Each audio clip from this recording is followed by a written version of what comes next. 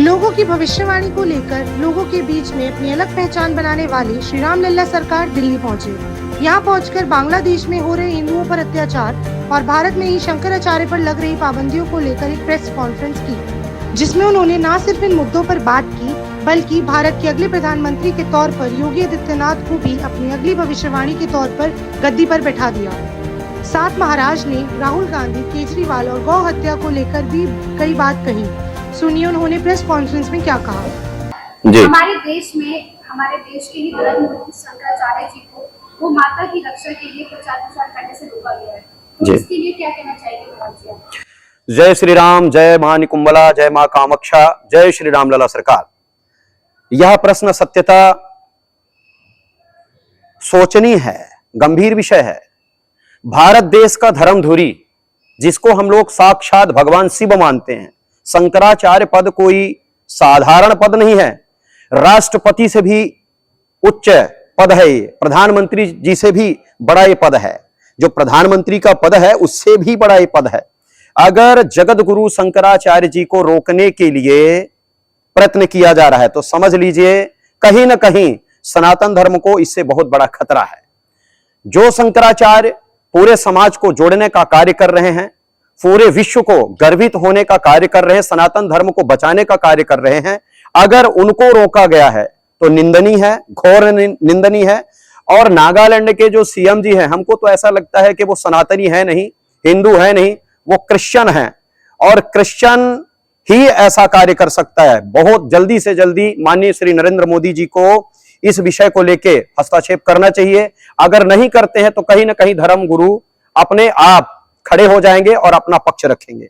जी। तिरुपति बालाजी के मंदिर में जो प्रसाद में जो मिलावट का बात की जा रही है, जी, इसके ऊपर आप क्या कहना चाहिए? क्योंकि प्रसाद तो एक मतलब लोग सब जी मानते हैं, तो उस चीज में अगर ये तो लोगों के साथ मतलब गलत हो रहा है, तो इसके लिए क्या कहना चाहिए? जी जी, ये भी बहुत बड़ा विषय है।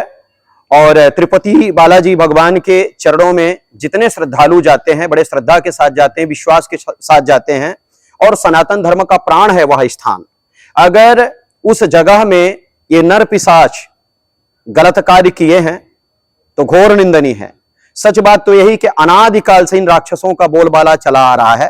त्रेता में भी थे, सतयुग में भी थे, द्वापर में भी थे, अब कलयुग में भी हैं।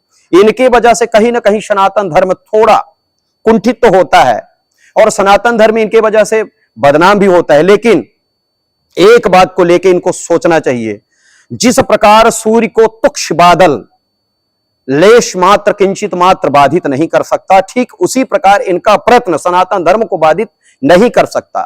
सनातन धर्म अगाध है, विशाल है। सनातन धर्म प्रेम से भरा हुआ वह सागर है जो सबको हृदय से लगाने के लिए संकल्पित है। लेकिन अगर कोई सनातन धर्म को बदनाम करने के लिए खड़ा होगा, संकल्प लेगा, तो कहीं ना कहीं उसका विनाश निश्चित है। जो यह कार्य किए हैं वो न तो सनातनी है न हिंदू हैं, वो पूर्णतः क्रिश्चियन हैं। उन लोगों को समझ जाना चाहिए कि तुक्ष दीपक सूर्य को चैलेंज नहीं दे सकता है, इसलिए वो दीपक हैं। हमारा सनातन धर्म सूर्य है। अगर ऐसा ही कृत्य करते रहे, ऐसा ही कार्य करते रहे, तो कहीं ना कहीं उनका विनाश होने में देरी नहीं होगी। जी सर, बांग्लादेश में हिंदुओं पर हमला हुआ है और जो भारत के मुसलमान हैं वो इसको एक तरीके से पूरी तरीके से दरकिनार कर रहे हैं कि ऐसा कुछ नहीं हुआ है। इस पर आपकी क्या प्रतिक्रिया? देखिए, जो बांग्लादेश में हुआ वो हमारे देश में भी हुआ है, कश्मीर में हुआ हमारे देश में ही हुआ है। बांग्लादेश में जो हमारे माता बहनों के साथ बर्ताव हुआ, वहां के हिंदुओं के साथ बर्ताव हुआ, वहां के हिंदुओं के साथ अत्याचार हुआ, जो नर पिशाच बांग्लादेश में तांडव किए हिंदुओं के साथ, वो तांडव भारत में नहीं होगा, यह परम सत्य है। लेकिन उस विषय को लेके जो मुसलमान भारत के नहीं बोले, कहीं ना कहीं ये मुसलमान भी उनसे मिले हुए हैं। लेकिन सभी मुसलमानों की बात मैं नहीं कहूंगा, इसलिए नहीं कहूंगा क्योंकि मुसलमानों में भी बहुत अच्छे मुसलमान हैं। भारत के हमारे बहुत सारे ऐसे मुसलमान हैं, बड़े प्यारे हैं, जो सनातन धर्म को भी मानते हैं, सनातन धर्म को हृदय से लगाते हैं। कहीं ना कहीं वो अपने देश को बचाने के लिए संकल्पित भी हैं। लेकिन वो कट्टर मुसलमान, जैसे ओवैसी नरपिशाच, एक तौकीर रजा नरपिशाच, डॉक्टर नाइक नरपिशाच, इन लोगों के लिए ये विषय है, इनको मैं कह रहा हूं। अगर ऐसी घटना को देख के कोई राजनेता चुप रहे और यहां के वो मुसलमान चुप रहे तो उनको ये कहा जाएगा कि वो ना तो मनुष्य हैं और ना ही मनुष्य की श्रेणी में उनकी गिनती होनी चाहिए, उनकी गिनती होनी चाहिए नर पिशाच की, नर पिशाच में। और जो बांग्लादेश में हुआ है घोर निंदनीय है, पूरे भारत देश को लज्जित किया, पूरे विश्व को लज्जित किया। बांग्लादेश के मुसलमान, कुछ मुसलमान भारत देश को भी कलंकित करने के लिए यहां हैं, अभी उनको ही हटाने का हम लोग संकल्प लिए हैं, उनको मिटाने का भी संकल्प लिए हैं और इसी संकल्प के साथ हम लोग आगे बढ़ रहे हैं। और वो दिन दूर नहीं जब इनका वर्चस्व खत्म होगा और सिर्फ सनातन धर्म की जय जयकार पूरे विश्व में होगी। जी महाराज जी, आपकी भविष्यवाणी हमेशा सत्य होती है, आखिर कैसे संभव है? देखिए, जो इसका जीवन पूर्णतः भारत माता के चरणों के लिए संकल्पित है, परमार्थमय है और पूरे चेतन मनुष्य के चरणों की सेवा के लिए संकल्पित है, उसकी वाणी हमेशा सत्य होती है। मैं तो राम जी के चरणों में अपने मस्तक को रख के, संकल्प को रख के कुछ भी बोल देता हूं, वो पूर्ण हो जाता है। भगवान की कृपा से होता है, भगवान के चरणों की कृपा से होता है। जी, जो गौ माता में जो अत्याचार बढ़ रहे हैं उसको कैसे रोका जा सकता है और आपका क्या? बहुत सुंदर आपका प्रश्न है। यह प्रश्न राष्ट्रहित में है।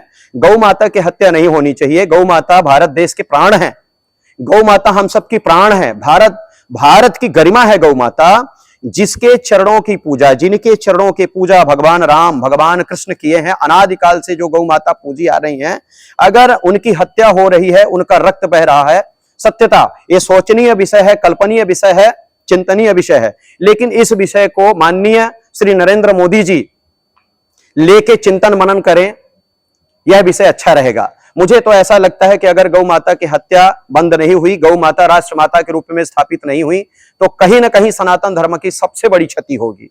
और इस विषय को लेके बहुत जल्दी संकल्प लेना होगा कि गौ माता का वध रुके। गौ माता के वध के लिए 172 बूचड़ खाने चल रहे हैं, जिनमें हजारों लाखों गौ माता कट रही हैं और इन राजनेताओं के संज्ञान में है, ज्ञान में है, इनके दृष्टि में है, इनके श्रवण से सुनाई दे रहा है कि ऐसा हो रहा है, लेकिन सोए हुए हैं। ये दुर्भाग्य का विषय है। इनको बहुत जल्दी से जल्दी जगना पड़ेगा और गौ माता की हत्या को रोकना पड़ेगा। गौ माता की हत्या रुकी तो समझ लेना पूरे विश्व में राम राज की स्थापना होगी। अगर हत्या नहीं